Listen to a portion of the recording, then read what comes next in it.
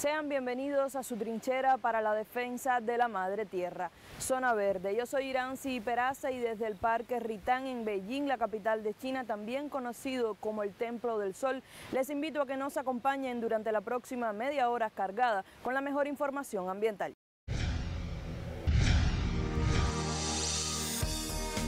La madre naturaleza tiene un inmenso poder. Así como nos regala maravillosos paisajes, dignos de total admiración, también reclama sus espacios, muchos de ellos invadidos por la humanidad y la invención. Todos, fenómenos que requieren de una gran reflexión, ya que realmente sin ella no sería posible la creación.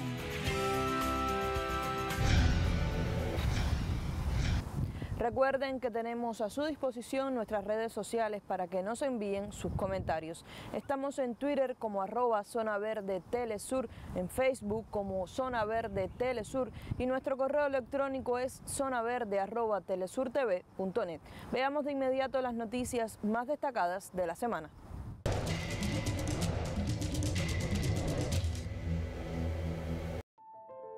El niño dormido es un tipo de lagarto del género Heloderma, endémico del oriente de Guatemala, que mide entre 20 y 40 centímetros y en cautiverio puede llegar a vivir un promedio de 23 años. Se alimenta principalmente de huevos y pichones de aves. De su veneno y bacterias en la saliva se investigan propiedades medicinales para enfermedades como la diabetes y el cáncer. Juan Alvarado, guardabosques del Consejo Nacional de Áreas Protegidas, CONAP, ha dedicado 17 años a la protección de este lagarto de escamas oscuras con puntos y anillos amarillos. Porque decían que tenía un veneno tremendo. Heloderma visto, Heloderma muerto. Los europeos anteriormente daban hasta $2.000 por un espécimen, ¿verdad? Entre las causas de la reducción de las poblaciones de este reptil se encuentra la pérdida de su hábitat, su caza furtiva tanto por supersticiones como para ser vendido como mascota, y también se suma el cambio climático. Actualmente este singular lagarto es considerado como en peligro de extinción, de acuerdo con la lista roja de la Unión Internacional para la Conservación de la Naturaleza.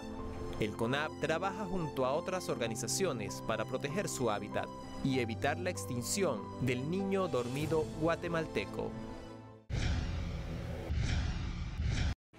Las regiones central y noreste de Estados Unidos se enfrentan a la peor parte de las temperaturas extremas de la actual ola de calor que azota al país norteamericano.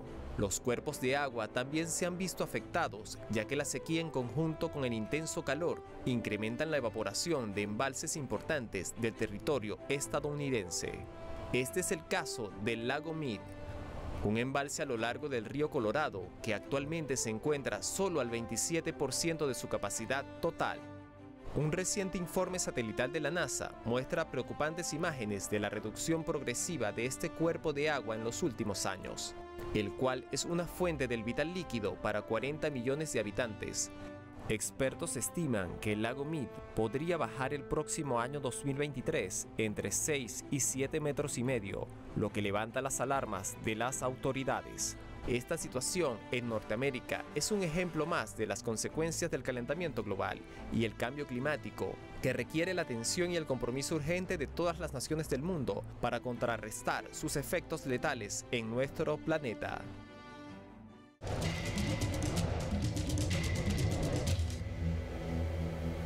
Hacemos una pausa, pero antes te damos algunos beneficios del consumo de frutas.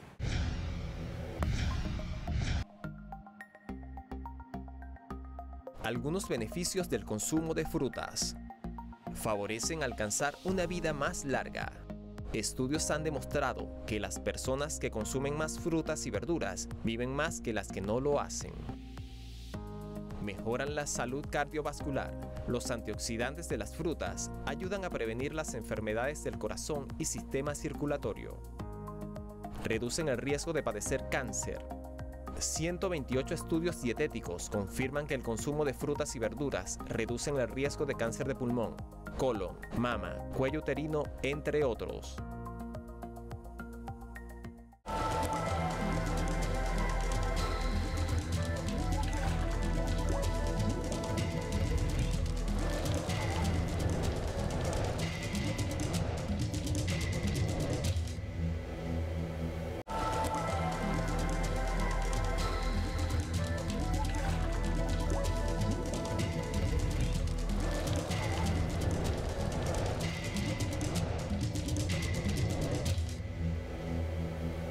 Volvemos con más de Zona Verde, el informativo ambiental de Telesur.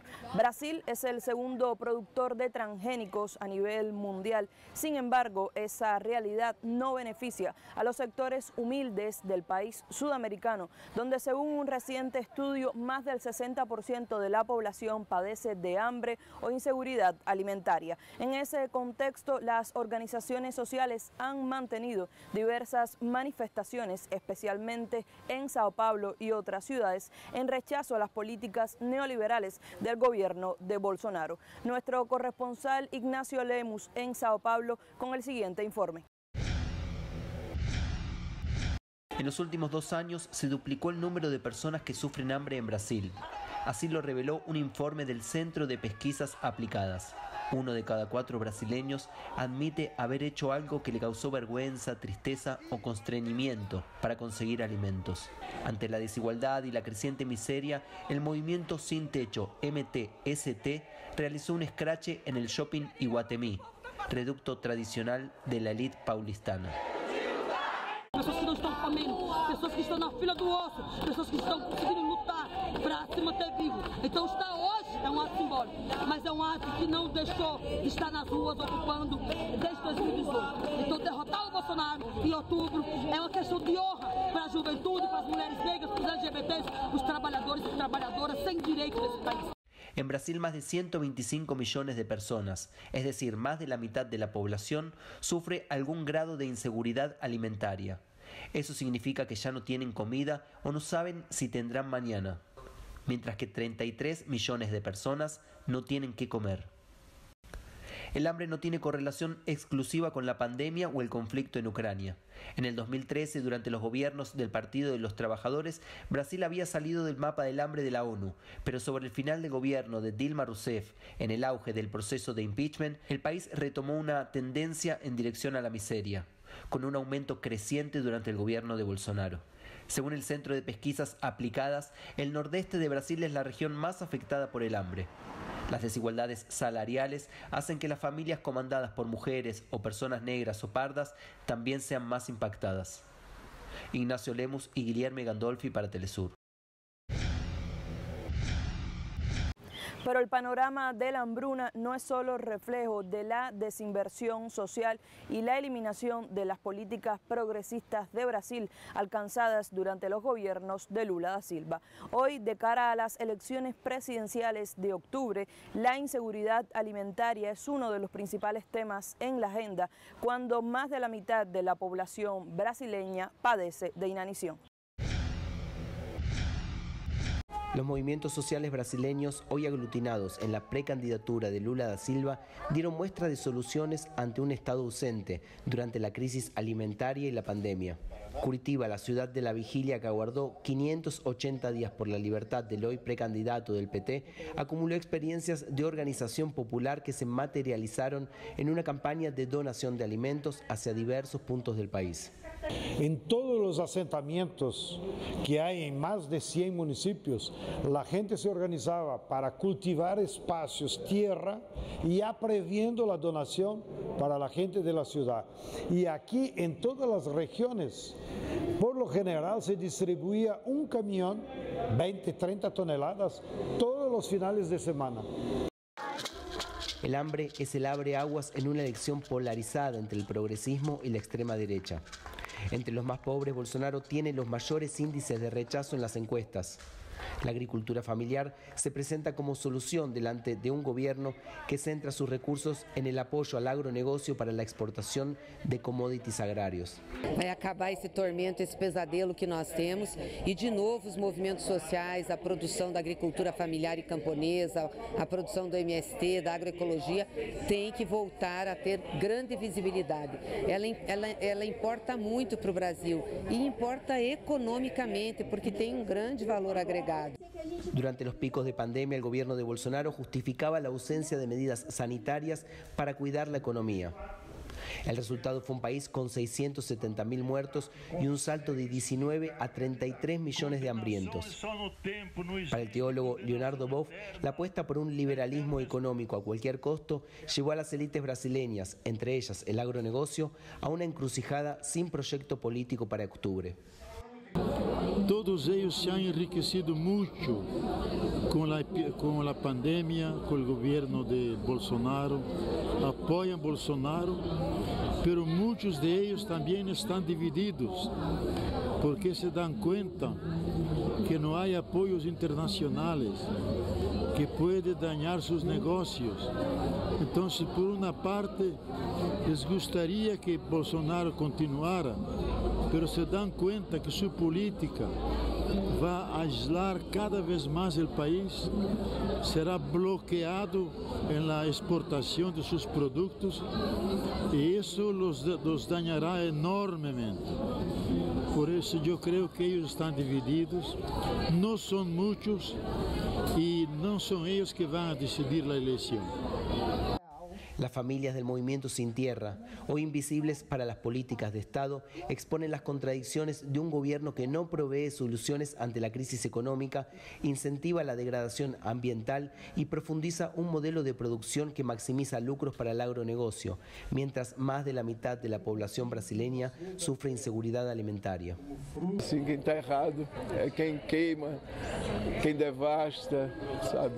Quem não tem ideia do que é o outro. Então, acho que a gente vai reverter isso, já está se revertendo e o futuro é esse. Vamos mudar agora, se Deus quiser, a gente tira esse governo fascista de Bolsonaro e Lula volta e o respeito aumente, sabe? O povo precisa de ser enxergado, ser visto. Este fin de semana 20.000 personas pasaron por la jornada agroecológica del MST en Paraná. Las ferias de productos de la reforma agraria son cada vez más frecuentes y a menos de 3 meses de las elecciones reafirman que en el Brasil del hambre, alimentarse es un acto político. Ignacio Lemus para Telesur.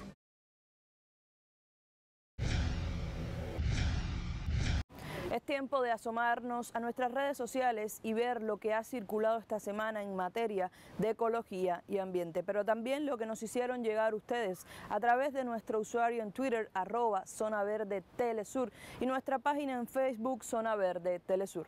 Revisemos.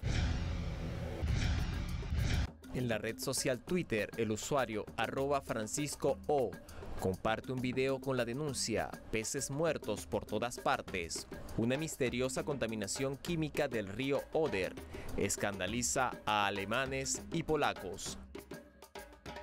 En la misma plataforma, la cuenta @OscarCristanC13 comparte una imagen que muestra el radio de contaminación radioactiva sobre Europa. Si los bombardeos ucranianos cerca de la central nuclear de Zaporozhye logran impactarla. En la red social Facebook, la publicación del usuario Investigación y Desarrollo, quien compartió un artículo sobre el descubrimiento de la reserva más grande de agua en el espacio. En la cuenta de Provita ONG desde Venezuela, compartió una imagen en conmemoración del 13 de agosto, Día de la Cotorra Margariteña, especie de loro endémico de Venezuela, cuya población se ha recuperado mediante proyectos de cría y liberación.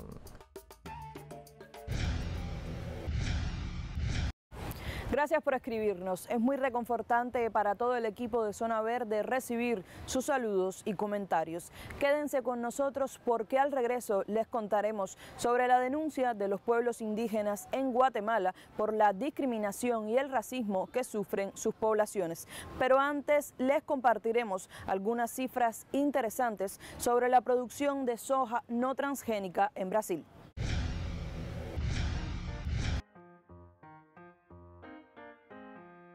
¿Sabías que? De acuerdo a un estudio del Instituto Soja Libre, se proyecta que Brasil aumente un 24% la producción de soja no transgénica en la temporada 2022-2023, lo que superaría la producción de las variedades modificadas, esto debido a la alta demanda europea de soja convencional.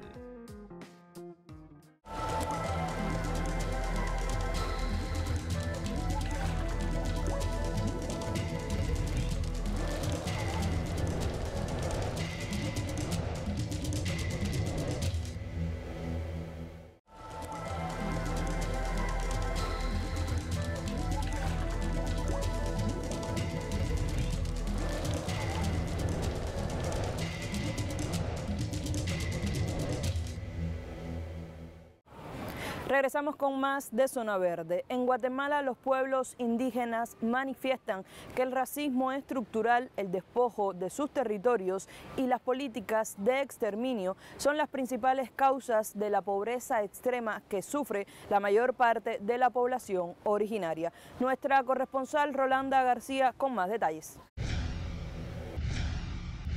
De los pueblos indígenas estuvieron... Más del 50% de la población guatemalteca la conforman los pueblos indígenas. Sin embargo, denuncian que sufren exclusión social y abandono del Estado. Hay comunidades que siguen cargando sus enfermos todavía para poder trasladar, encontrar una carretera para poder llevar a la cabecera municipal. Pero sabemos que cuando llegan los hospitales, cuando llegan los centros de atención de salud, pues también hay falta de medicamentos, falta de atención de calidad a los pacientes. En esta movilización pacífica, los pueblos indígenas repudiaron el alto costo de los combustibles que sigue golpeando la economía indígena y campesina. Estamos aquí con el motivo del alto costo del combustible, sobre la canasta básica que subió. Ahorita todos los que pagan somos los últimos consumidores de todo el producto. Se consideran familias empobrecidas porque sus tierras fueron concesionadas a las empresas extranjeras. Y esto sumerge a nuestra población en una extrema pobreza, porque eso de decir que las empresas transnacionales, que las grandes hidroeléctricas promueven un desarrollo para las comunidades, eso es totalmente falso. Ante la exclusión, estos pueblos también forman parte de la población guatemalteca que busca migrar en otros países, lamenta esta maestra garífuna. También emigran para Estados Unidos por lo mismo, por la condición de vida. Como le digo, es muy poca la fuente de trabajo que hay en el pueblo, entonces la mayoría emigra y algunos pues que crean, ¿verdad?, su propio empleo de diferentes formas. Los pueblos indígenas en Guatemala reconocen que sobreviven gracias a sus prácticas colectivas y de resistencia constante contra el racismo y el exterminio. Rolanda García, Telesur, Guatemala.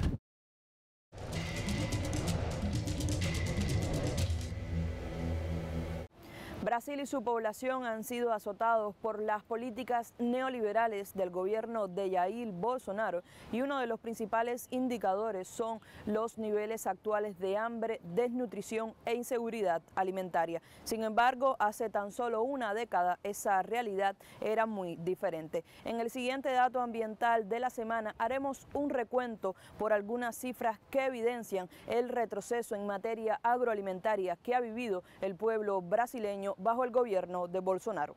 Veamos. En el año 2014, el informe de la ONU sobre la seguridad alimentaria en el mundo afirmó que Brasil salió del mapa del hambre, algo muy relevante dada la situación del país en el año 2001. Cuando finalizaba el gobierno del presidente Fernando Henrique Cardoso, 280 niños se morían al día debido a enfermedades vinculadas al hambre, según cifras de la UNICEF. Ahora, de acuerdo con el informe de la Organización de las Naciones Unidas para la Alimentación y la Agricultura, FAO, en el periodo 2002-2014 se logró la reducción del hambre en 82,1% después de 14 años del inicio de los programas de inclusión social, impulsados por Lula da Silva y mantenidos por la entonces presidenta Dilma Rousseff, el más alto índice registrado entre las 6 naciones más populosas del mundo y superior al promedio de América Latina. En solo 7 años, el fantasma del hambre volvió a Brasil, ya que las cifras del informe de mayo del 2021 de la Red Brasileña de Investigación sobre Soberanía y Seguridad Alimentaria y Nutricional, REDEPENSAM, revelan que el 55% de los brasileños, es decir, cerca de 117 millones de personas, pasan por una situación de inseguridad alimentaria. En otras palabras, más de la mitad de la población de la nación más grande de América Latina no consigue asegurar una alimentación balanceada. A lo que se suma que cada día 15 personas mueren por desnutrición, mientras unos 19 millones de brasileños pasan hambre y la situación es particularmente grave en las favelas, donde el 70% de los habitantes no puede cubrir con sus ingresos su alimentación y la situación empeora. En solo un año se sumaron a las estadísticas de la hambruna 8 millones más de brasileños. Y para el año 2022, el estudio del Centro de Pesquisas Aplicadas indican que 125 millones de personas padecen hambre actualmente en Brasil, que paradójicamente se encuentra entre los 4 mayores exportadores de alimentos del mundo.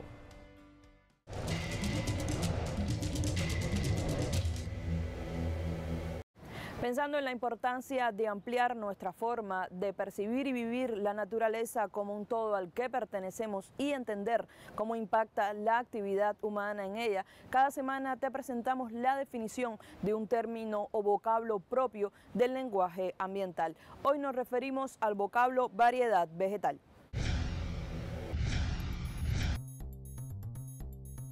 Variedad vegetal. Se utiliza el término variedad vegetal para referirse a un grupo definido de plantas, a partir de las cuales, luego de un minucioso trabajo de selección y de investigación, se logra obtener una variedad mejorada, que presenta una serie de características comunes y deseables, como una mayor producción de frutos o semillas.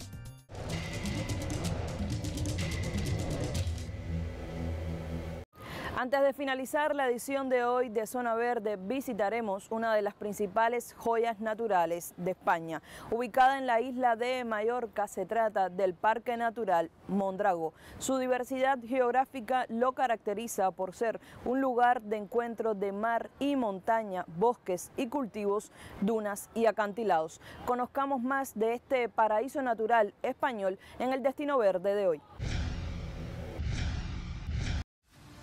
El Parque Natural de Mondragó está situado en el sudeste de la isla de Mallorca. Ocupa una superficie aproximada de 766 hectáreas, de las cuales 95 se mantienen como propiedad pública. Fue declarado en 1992 y actualmente también es un área natural de especial interés. Forma parte de la red Natura 2000 como zona de especial protección para las aves y un lugar de interés comunitario. El Parque Mondragó se encuentra acondicionado para realizar tanto recorridos a pie como en bicicleta y es un lugar ideal para la observación de aves. También existe la opción de bordearlo en barco. Sus visitantes podrán orientarse en el centro de información situado en la entrada norte sobre todas las posibilidades para realizar actividades al aire libre, como el senderismo, recorridos guiados o rutas en bicicleta, así como obtener un mapa detallado de la zona. El principal atractivo de esta región natural de Europa son sus calas, las cuales son similares a las playas tropicales, pero difieren en su forma, como ensenadas, pequeñas bahías donde se cuela el mar, más recónditas, discretas y menos accesibles, lo que las hacen un tesoro oculto de la costa de Mallorca, que deslumbran por sus arenas blancas y aguas cristalinas, y en los amaneceres y atardeceres brindan un sin igual abanico de cromáticos azules. Y así ponemos punto final al programa de hoy. No olvide que puede contactarnos a través de nuestras redes sociales que aparecen en pantalla. Recuerde que al aplicar las 3 R's, reducir, reciclar y reutilizar, usted puede hacer la diferencia en el cuidado del ambiente. Yo soy Iranzi Peraza y fue un placer acompañarles desde el Parque Ritán, también conocido como el Templo del Sol en Beijing, la capital de China. Será hasta la próxima.